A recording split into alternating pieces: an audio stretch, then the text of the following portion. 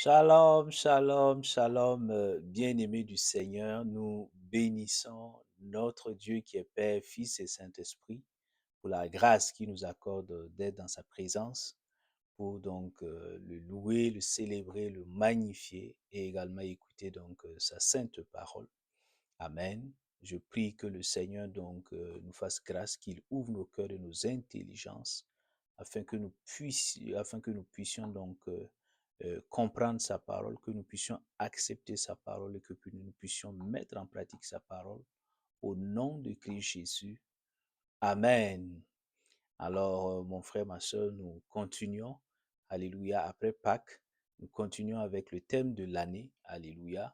Et le thème de l'année, donc, tourne autour de la bénédiction de la restauration. Le Saint-Esprit ayant pris, donc, les mois passés pour nous enseigner, donc, sur le sens, sur la signification de cette bénédiction-là et aussi sur les obstacles qui pouvaient nous empêcher, toi et moi en tant qu'enfants de Dieu, de pouvoir recevoir et de jouir de cette bénédiction au quotidien. Donc, en ce mois, alléluia, le Seigneur Saint-Esprit nous fait la grâce de nous amener encore en eau profonde pour que nous puissions comprendre qu'après les obstacles, il y a des préalables. Alléluia. Après avoir ôté les obstacles, il y a un certain nombre de préalables que nous devons donc réunir afin de pouvoir véritablement recevoir cette bénédiction-là et donc en jouir tous les jours au nom de Jésus. Donc, tu peux le noter, mon frère, ma soeur, le thème donc de ce dimanche-là, de ce culte donc d'adoration à notre Dieu, il est intitulé Les préalables à la restauration, deux points, la repentance. Les préalables à la restauration, deux points, la repentance.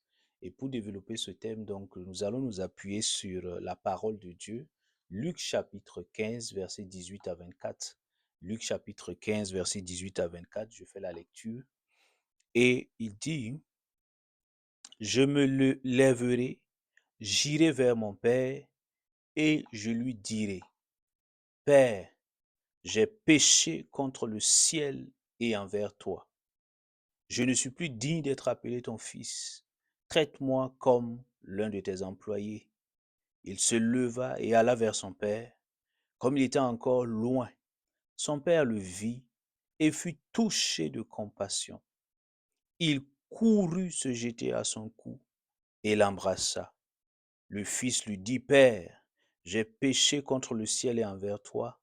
Je ne suis plus digne d'être appelé ton fils. Mais le père dit à ses serviteurs, apportez vite la plus belle robe et mettez-la lui. Mettez-lui une bague au doigt et des sandales sur, et des sandales pour ses pieds. Alléluia. Tu entends mon frère, ma soeur. Donc tu connais bien cette parabole de notre Seigneur Jésus sur le fils prodigue, le fils donc qui avait donc des biens et qui va donc les dilapider. Alléluia. Donc c'est un exemple assez illustratif donc du fait que la repentance est véritablement un préalable à la restauration. Voilà donc un fils qui avait tout à sa disposition et qui un jour va réclamer donc sa part d'héritage, qui va aller donc mener une vie de débauche et qui va gaspiller tout l'argent, qui va dilapider tout l'argent qu'il avait et se retrouver dans la pauvreté extrême au point il n'avait même plus donc de quoi manger. Et il souffrait, il mangeait avec les animaux. Et tu vois, mon frère, ma soeur, il va se rendre compte que tout ce qu'il avait fait, c'était véritablement donc mal. Et il va donc demander d'abord pardon à Dieu et parce que c'était pas ce que Dieu voulait.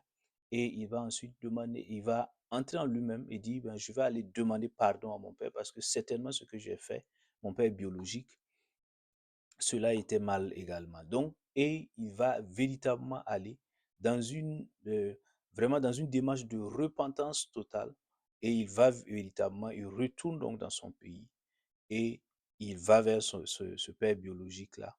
Il lui demande pardon, il se repent sincèrement et la Bible montre justement que après cette démarche de repentance-là, il a été totalement restauré. Lui qui était donc devenu pauvre, lui qui était devenu donc, lui qui était souffrant, qui peinait à manger, le Seigneur donc a restauré, l'a ramené dans sa situation initiale où il était le fils d'un homme très riche, où il était donc considéré, où il pouvait manger à satiété et il pouvait donc jouir des richesses de son père. Donc c'est un exemple assez typique. Nous reviendrons plus tard sur ça, mon frère, ma soeur. Mais il est extrêmement important de savoir que la repentance est une condition préalable que toi et moi nous devons réunir si nous voulons recevoir de la part de Papa bon Dieu la restauration dans nos vies et de nos vies. Amen. Dans les différents aspects de nos vies. Est-ce que tu comprends? Donc, nous allons donc essayer donc de voir ce thème-là, d'analyser ce thème autour donc de quatre ou de trois ou quatre aspects. Le premier aspect, nous allons voir la définition, c'est tout à fait normal. Il est extrêmement bon de savoir ce que la Bible entend par repentance. Deuxième chose, nous verrons pourquoi nous devrions, alléluia, nous repentir. Amen. Et troisième point, nous verrons justement à la lumière de la parole de Dieu dans quelle mesure justement la repentance peut constituer une condition préalable à la restauration. Et nous, pour terminer, nous verrons concrètement comment nous devrions nous repentir aujourd'hui, alléluia, afin de recevoir la restauration. Donc tu comprends mon frère, ma soeur, tu peux le noter. Qu'est-ce que la repentance selon les Saintes Écritures?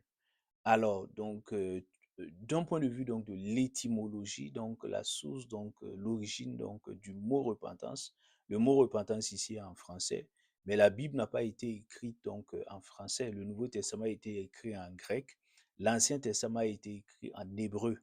Donc, tu comprends, mon frère, ma soeur. Donc, et c'est par traduction que nous recevons le mot repentance en français. Donc, il est bon de retourner au niveau de la source de l'origine pour voir le sens réel du mot. Tu comprends, mon frère, ma soeur? Alors, donc, quand on prend le Nouveau Testament, le mot repentance qui a été traduit par repentance là, vient du grec métanoïa, alléluia, qui signifie changer de mentalité, changer d'avis. Tu comprends littéralement, changer de mentalité, changer d'avis. C'est ça, métanoïa. Et le mot, lorsqu'on prend l'Ancien Testament, qui a été écrit donc en hébreu, alléluia. Le mot repentance donc en hébreu là, c'est nakam ou teshuva. Donc nakam ou teshuva. Et nakam signifie gémir et teshuva veut dire retour vers Dieu, retourner vers Dieu. Est-ce que tu comprends? Donc voici un peu pour le sens étymologique, c'est-à-dire c'est l'idée véritablement d'un changement au niveau donc de nos mentalités qui va nous conduire à revenir donc à Dieu. C'est véritablement ça le sens étymologique de repentance. Alors il faut savoir que la Bible justement parle de deux types de repentance. Avant donc de voir justement leur sens respectif, la Bible parle de deux types de repentance. Il y a d'abord, et tu peux le noter, il y a d'abord la repentance du non-croyant en Christ. Donc la personne, elle peut être athée ou elle peut être d'une autre confession religieuse que le christianisme. Et justement, cette personne est appelée justement à se repentir. Alléluia. Et à venir, donc à changer de mentalité et à revenir vers le Dieu vivant. Amen. Donc ça, c'est la repentance du non-croyant. C'est pourquoi tu peux le voir dans Actes chapitre 3, 19, là, il dit, ben, Pierre il dit là-bas, il dit au peuple et donc aux non-croyants en Christ, là, il dit, mais repentez-vous et croyez, convertissez-vous, croyez. Alléluia. Même Jésus, quand il commence son ministère, il dit, ben, repentez-vous et croyez en la bonne nouvelle, car le royaume des cieux est proche. Donc ce message de repentance-là, il est adressé à des non-croyants. Alléluia.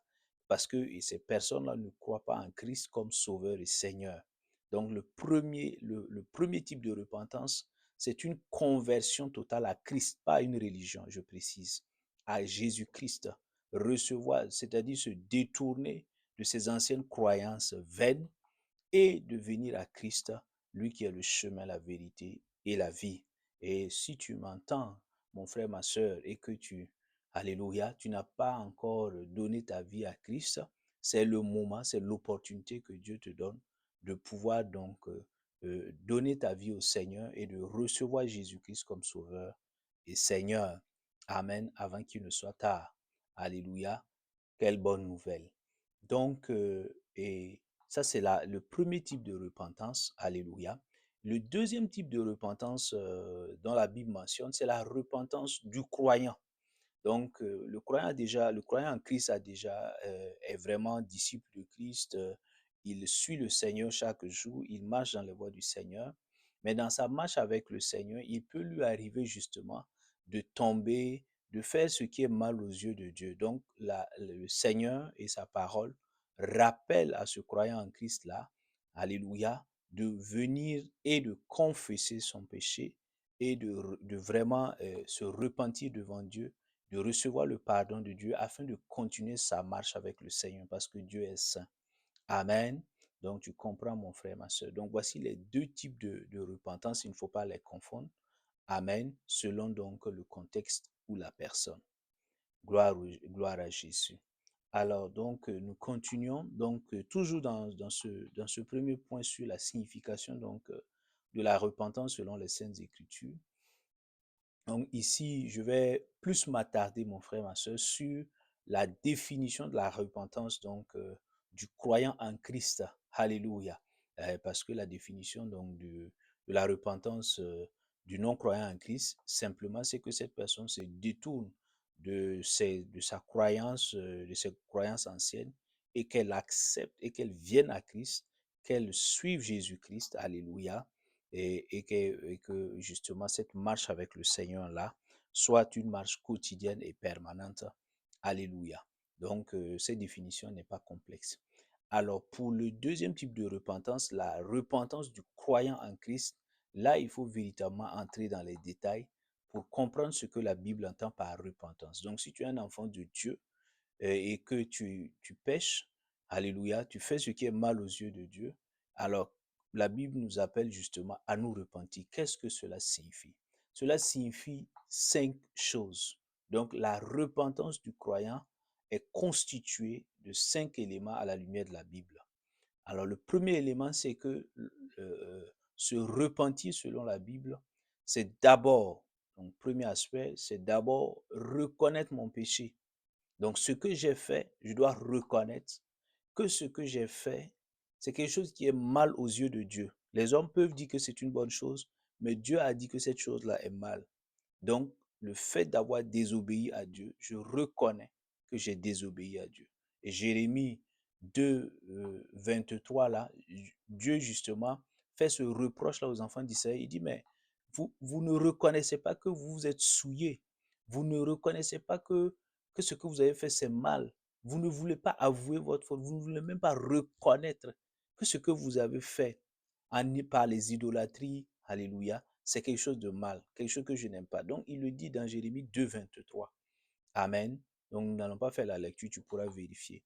Donc, ça, c'est le premier aspect, reconnaître mon péché. Deuxième aspect, c'est la repentance implique, selon la Bible, de regretter mon péché.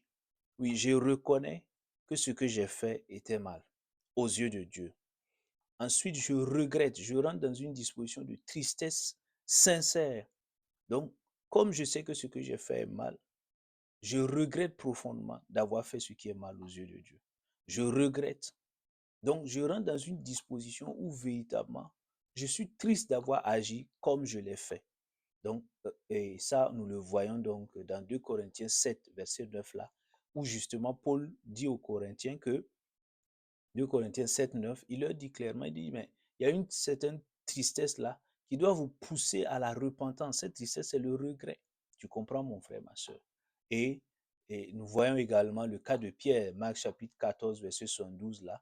On voit donc Pierre, après avoir renié Christ, lorsque on a appréhendé le Seigneur et qu'on l'a arrêté et qu'on devait le juger, Pierre, donc, des gens ont reconnu Pierre et on dit, mais toi aussi, tu es le disciple. Il dit, non, non, non, moi, je ne connais pas cet homme. Donc, effectivement, quand le coq a chanté, il a reconnu qu'il avait régné le Seigneur.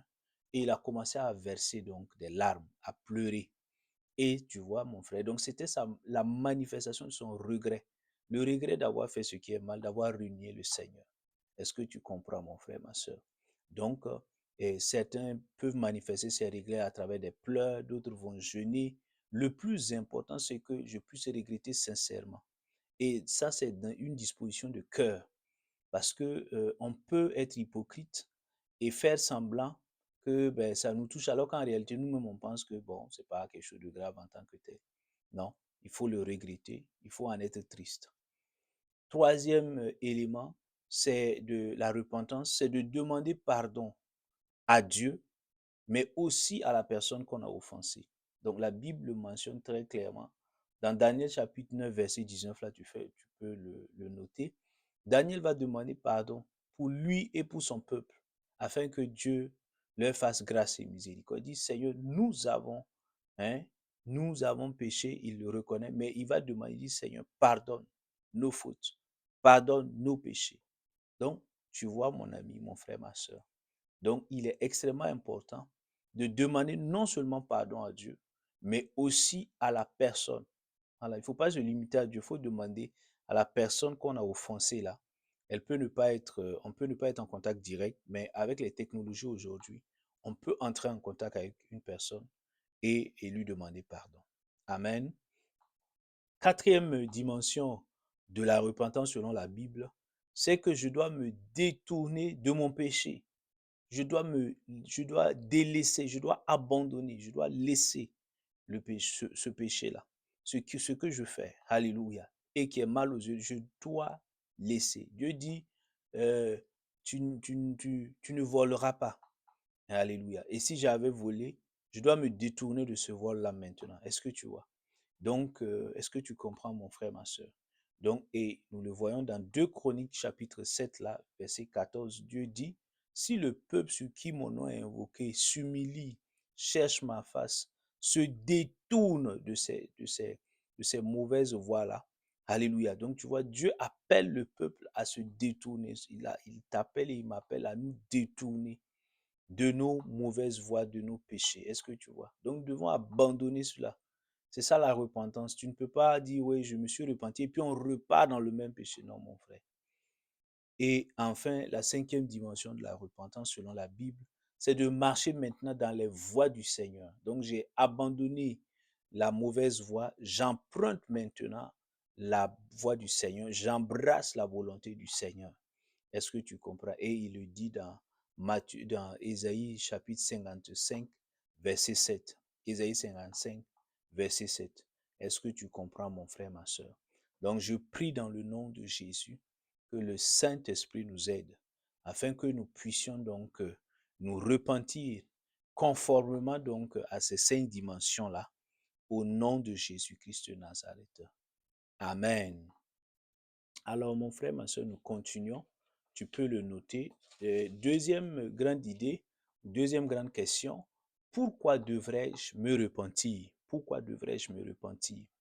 Alors, pour le premier sens de la repentance qui coïncide avec la conversion ici, la réponse est toute simple. Je devrais me repentir, je devrais véritablement me convertir à Christ parce qu'il est le chemin, la vérité et la vie. Il a dit dans Jean 14, verset 6, nul ne peut venir à Dieu le Père qu'en passant par moi. Alléluia. Donc la vie est en Christ, la vie éternelle, le pardon des péchés, c'est en Christ, mon frère, ma soeur. Donc le fait si tu n'es pas encore en Christ là, tu peux te poser cette question et la réponse est toute simple. Tu devrais, alléluia, te convertir à Christ, tu devrais te repentir et te convertir à Christ parce que Jésus-Christ est le seul chemin, la vérité et la vie. Alléluia. C'est lui qui a les clés de la vie éternelle. Amen. Donc ça, la réponse, elle est beaucoup plus simple. Alors, mais lorsque je suis déjà croyant en Christ, pourquoi devrais-je me repentir? Pour plusieurs raisons. Je vais en citer quelques-unes et nous allons avancer par la grâce de Dieu.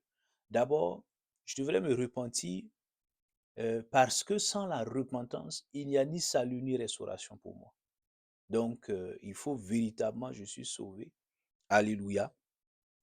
Mais si je refuse de me repentir, alléluia, je suis en train de compromettre mon salut. Je suis en train donc alléluia, de compromettre ma restauration et ma relation avec Dieu. Donc, il est extrêmement important. Dans Marc et nous le voyons, alléluia. Donc, il est extrêmement important. Luc chapitre 13, verset 1 à 3, alléluia. Donc, c'est extrêmement important que tu puisses le comprendre, mon frère, ma soeur. Et donc, de voir que la repentance, elle est véritablement nécessaire pour, alléluia, marcher donc dans cette quiétude-là, dans son salut en Christ et être restauré. Est-ce que tu comprends? La deuxième raison, c'est que Dieu est bon. Alléluia. Dieu, il est bon, il est miséricordieux, il est bienveillant, il est compatissant. Alléluia. Il a plein d'attributs donc similaires. Est-ce que tu comprends? Et nous le voyons dans Jérémie 3, verset 12, dans 1 Jean 1,9. Alléluia. Dans 1 Jean 1,9 notamment, il dit que si nous confessons nos péchés, autrement dit, si nous nous repentons sincèrement, Dieu est juste et fidèle pour nous pardonner nos péchés, nos iniquités. Donc, tu vois, on montre parce que Dieu a des attributs de bonté, de fidélité, de justice, de miséricorde, de compassion. Alléluia. Et nous devons justement donc nous repentir pour bénéficier justement donc de ces attributs du Seigneur. Est-ce que tu comprends? Et enfin, troisième raison, c'est que justement, je devrais me repentir. Pourquoi? Parce que Dieu use de patience pour attendre ma repentance. Alléluia. Et il le dit, 2 Pierre chapitre 3, verset 9, il le dit donc dans ce verset-là. Donc, mon frère, ma soeur, euh, peu importe ce que tu as fait, tu devrais vraiment te repentir. Et Dieu est disposé. Alléluia. Les hommes peuvent te condamner, les hommes peuvent te dire non, ce que tu m'as fait, je ne te pardonne pas. Mais Dieu n'est pas comme un homme. Alléluia. Dieu n'est pas comme un homme, non. Alléluia. Les hommes peuvent garder rancune, les hommes peuvent te dire non, ce que tu as fait, je ne te le pardonnerai jamais. Mais Dieu, lorsque tu viens, Dieu est disposé. Alléluia. À te pardonner et à te restaurer. Est-ce que tu comprends, mon frère, ma soeur? Parce que c'est un Dieu d'amour, c'est un Dieu de compassion, c'est un Dieu de miséricorde. Amen. Donc, je ne sais pas ce que tu as fait et par quel et Satan utilise donc ce péché-là ou ce que tu as fait pour donc te culpabiliser, pour t'accuser chaque fois. Mais je prie que le Seigneur te libère de toute forme de culpabilité, qu'il te donne donc le courage de venir devant Papa bon Dieu, de reconnaître, de te repentir, alléluia, et de recevoir la miséricorde de Dieu. Au nom de Jésus. Amen. Alors, en quoi, troisième grande question, en quoi la repentance constitue-t-elle un préalable à la restauration? Donc, troisième grande question à laquelle nous allons répondre à travers les Saintes Écritures. En quoi, dans quelle mesure la repentance constitue-t-elle un préalable à la restauration? Alors, nous voyons plusieurs exemples. Je le citais tout à l'heure. Le cas donc des enfants d'Israël, ça c'est le premier exemple. Dans 2 Chroniques chapitre 7, verset 13 à 14 là. Et donc, où Dieu dit, lui, euh, il peut juger donc il peut juger ses enfants. Alléluia. Et par ce jugement-là, des malheurs donc vont arriver donc à ses enfants. Mais si ces enfants-là, alléluia, sur qui donc son nom est invoqué, s'humilie, alléluia, cherche la face de Dieu, se détourne de leur mauvaise voie. Dieu dit que je viendrai et je guérirai le pays. Waouh, ce mot veut dire je restaurerai le pays, je vais restaurer le pays. Est-ce que tu comprends, mon frère, ma soeur? Et le pays, souvent, nos nations sont tellement affectées. Tu vois l'actualité. Il y a des guerres, il y a des crises économiques, il y a donc des sécheresses, il y a tellement de calamités. Alléluia. Et souvent, cela est peut-être lié donc à un jugement divin. Mais si nos nations reviennent, alléluia, dans un esprit d'humilité, pour demander pardon au Seigneur, alléluia, pour tout ce que nous avons fait comme mal, le Seigneur est disposé. Il dit, je guérirai le pays. Autrement dit, je vais restaurer la nation. Alléluia. La sécheresse va partir, il y aura des pluies. Alléluia. Les guerres vont partir, les guerres vont cesser, il y aura la paix. Est-ce que tu comprends? La crise économique donc va partir, il y aura l'abondance. Tu comprends? Il y aura la prospérité économique et financière. Donc tu comprends? Il dit, je guérirai. Mais Dieu a posé, il dit, si. Il y a une condition qui a été posée, une conditionnalité qui a été posée. Donc, c'est de pouvoir se repentir de manière sincère selon donc les exigences de la Bible. Est-ce que tu comprends? C'est en ce moment-là que nous pourrons, nous et nos nations, nous pourrons bénéficier donc de la bénédiction donc de restauration. Au nom de Jésus, je prie que dans les nations, que nos cœurs, que le Seigneur touche les cœurs et que le cœur donc revienne au Seigneur dans un esprit de repentance totale et que nous puissions recevoir la restauration dans nos différentes nations, dans le monde entier, au nom de Jésus. Amen. Et deuxième cas également, c'est toujours concernant les enfants d'Israël. La Bible en parle dans Joël chapitre 2, verset 12. Là, Dieu appelle les enfants d'Israël qui avaient vraiment péché, qui étaient entrés dans des temps d'idolâtrie. Dieu les appelle, dit, mais revenez, détournez-vous de vos mauvaises voies. Dieu les appelle dans Joël chapitre 2, verset 12. Il les appelle à se repentir, à prendre un temps de jeûne, à se mettre donc la cendre, qui était donc des signes donc de, de tristesse, de regret et de repentance. Donc, Dieu appelle donc les enfants d'Israël dans ce chapitre-là à se repentir. Et on voit automatiquement donc les versets qui vont suivre là, l'effet donc de cette repentance. On le voit clairement, Joël chapitre 2, verset 18 à 25. Dieu dit justement, parce que vous êtes repentis, Dieu revient maintenant avec un cœur favorable. Et il dit maintenant, bon, ce que les sauterelles, le hasam, le gaz avaient volé là, je vais vous restituer.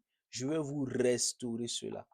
Est-ce que tu vois? Donc, l'ennemi était venu même dans vos temps donc de désobéissance, de rébellion et d'ignorance. Il est venu vous voler. Alléluia. Et vous étiez donc dans les malheurs, dans les souffrances. Alléluia. Mais lorsque vous vous êtes repenti sincèrement, moi, Dieu, je viendrai. Alléluia. Lorsque vous allez vous repentir, je reviendrai et je vous restaurerai. Est-ce que tu comprends? Quelle bonne nouvelle. Et il le dit clairement dans Joël chapitre 2, verset 18 à 25. Et Dieu également veut restaurer aujourd'hui nos familles. Ce n'est pas seulement une promesse qui était dédiée, c'était une promesse qui concernait uniquement les enfants d'Israël. Cette promesse tient toujours pour nos différentes familles qui sont qui sont en proie à des difficultés, à des divisions, à des querelles, à des jalousies. Alléluia, à des choses qui sont tellement mauvaises.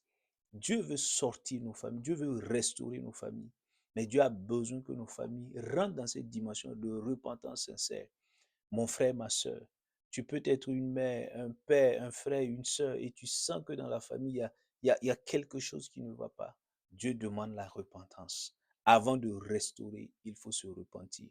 Se repentir donc d'avoir été ignorant, se repentir d'avoir été négligent, se repentir d'avoir rejeté Christ, se repentir, alléluia, de n'avoir pas pris au sérieux la parole de Dieu, se repentir d'avoir pas écouté les avertissements du Seigneur, se repentir d'avoir été dans la distraction. Alléluia, etc. Mon frère, ma soeur, nous devons nous repentir et nous verrons la restauration de nos familles. Je prie qu'il en soit ainsi au nom de Jésus. Amen. Et nous voyons également le cas de Job. Hein, c'est un troisième exemple. Tu connais très bien l'histoire de Job, cet homme intègre-là, que Dieu avait béni et il jouissait donc de l'honneur, de la richesse, de la gloire, etc. Jusqu'au temps où Dieu va permettre donc qu'il soit éprouvé. Alléluia. Pour voir donc son amour pour le Seigneur. Et effectivement, Job va être lourdement éprouvé par la perte donc de ses enfants, par la perte de ses biens, de ses richesses. Lui-même va commencer à perdre sa santé. Alléluia. Et véritablement, il va passer par des moments très, très, très difficiles où sa femme va lui dire, ben, maudit Dieu et meurt. Et mais Job donc ne va pas donc rentrer dans cette ne va pas accepter cela. Tu comprends, mon frère, ma soeur. Et justement, et lorsque Dieu, à un moment donné, Job était tellement affecté, découragé, déprimé, qu'il va commencer à dire des paroles, à tenir des propos qui qui ne montrent pas qu'il est vraiment intègre, Job. Et là, il va reconnaître, à un moment donné, Dieu va le reprendre. Dieu va lui dire, mais Job, est-ce que tu sais comment j'ai créé la terre? Etc., etc. Donc, Dieu va véritablement va le reprendre pour lui montrer, mais Job, ce que tu es en train de dire, ce n'est pas une bonne chose. Et là, Job va se repentir. Job 42, verset 6, là, on le voit en train de se repentir, de demander pardon à Dieu, d'avoir tenu de tels propos qui semblent quand même relever donc de propos donc d'un incrédule. Et il va demander pardon à Dieu. Et là, qu'est-ce qui va se passer? Nous voyons les effets donc de cette repentance-là. Job 42, verset 10, la Bible dit que l'Éternel rétablit Job. Alléluia. Il a restitué, il a restauré Job. Et Job, non seulement il a retrouvé sa santé, alléluia, Dieu lui a donné, Dieu a multiplié ce qu'il avait, alléluia, que ce soit en termes de richesse, en termes d'enfants, etc., en termes de gloire, Dieu a multiplié. Est-ce que tu comprends? Donc Dieu, là, il a restauré Job. Mais c'est parti de la repentance dans Job 42, verset 6. On voit la repentance de Job, la repentance sincère de Job. Et enfin, pour terminer, c'est le cas du fils prodigue, là. Je te le disais en début donc de ce message-là. On le voit, Luc chapitre 15, verset 18 à 21.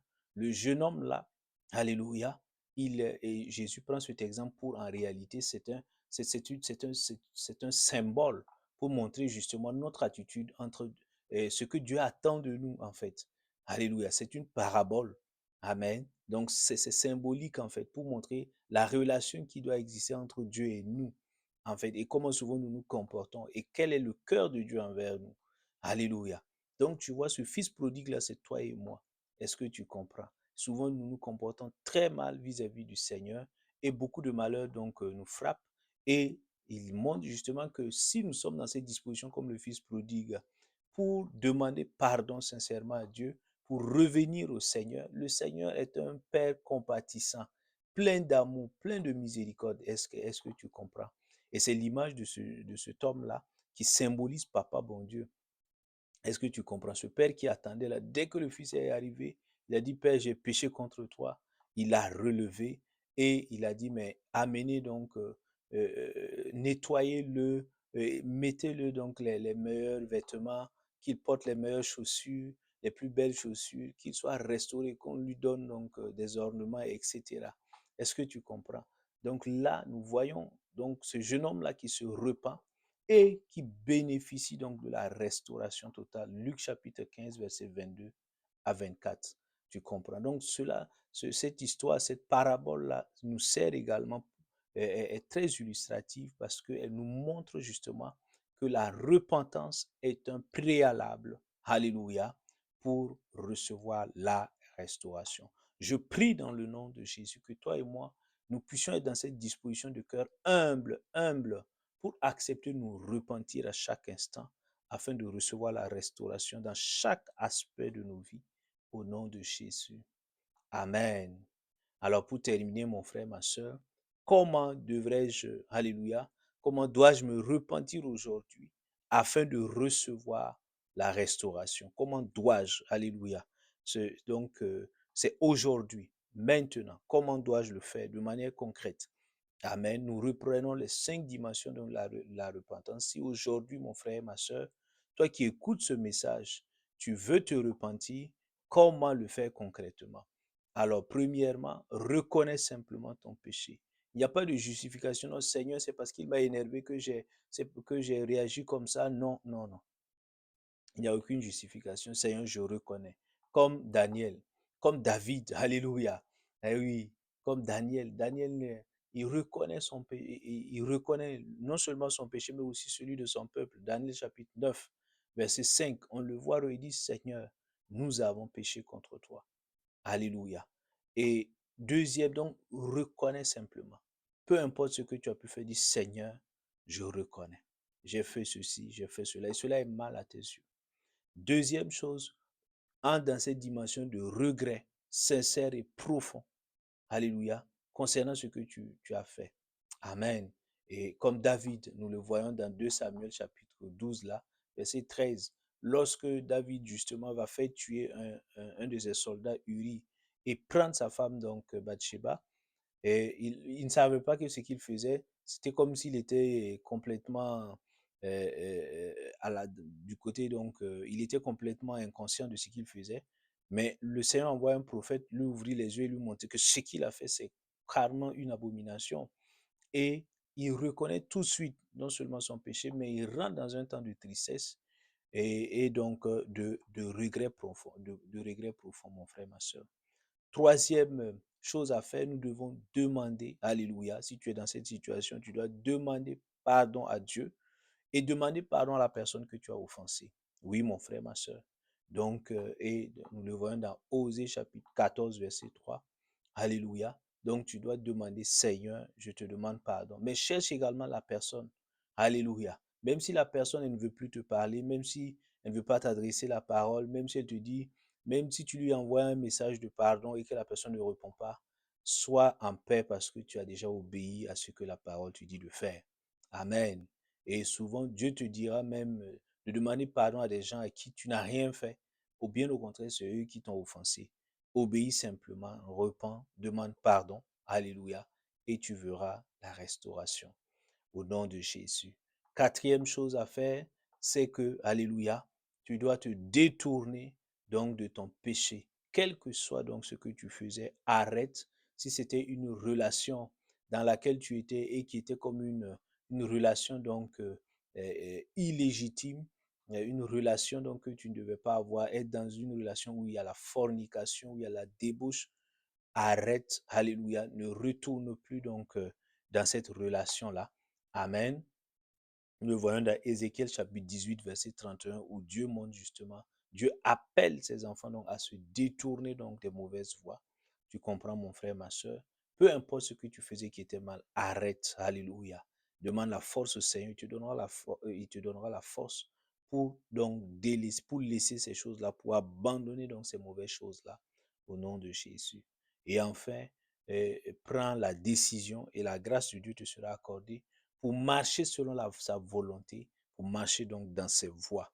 Est-ce que tu comprends? Donc voici les Alléluia. Et il le dit dans Matthieu chapitre 3, verset 8 là. Il dit, mais Alléluia, manifestez le fruit digne de la repentance. Quel est ce fruit digne de la repentance, mon frère, ma soeur? C'est de pouvoir marcher parce que je me suis repenti. Je marche maintenant. Alléluia. En nouveauté, donc, dans un nouveau, je marche sur un nouveau chemin, le chemin du Seigneur. Alléluia. J'ai renoncé, j'ai abandonné donc mes anciens sentiers et je décide maintenant, je reçois cette grâce-là, de marcher dans les voies du Seigneur. C'est ça la repentance. Alléluia. Et le Seigneur, voici comment aujourd'hui, de manière concrète, tu peux te repentir et recevoir la restauration divine. Je prie dans le nom de Jésus-Christ de Nazareth que tu reçoives donc l'esprit d'humilité afin donc de marcher constamment donc dans la repentance et de vivre la restauration dans chaque domaine de ta vie au nom de Jésus-Christ de Nazareth. Amen. Alors donc, nous nous arrêtons là, mon frère, ma soeur. Je bénis donc ta nouvelle semaine. Je déclare que tu marches dans la paix de Dieu. Alléluia. Tu marches donc et la grâce de Dieu t'accompagne. Tout combat spirituel qui s'élève contre toi, tu as la victoire sur ce combat-là. Au nom de Jésus-Christ de Nazareth. Et tu es restauré à tous égards. Le Seigneur renouvelle tes forces. Le Seigneur restaure tes forces au nom de Jésus-Christ de Nazareth. Nous nous retrouvons prochainement par la grâce de Dieu pour écouter encore la parole du Seigneur. D'ici là, que la faveur de Dieu donc t'accompagne, que sa paix inonde ton cœur. Au nom de Christ Jésus. Amen. Shalom, shalom, shalom.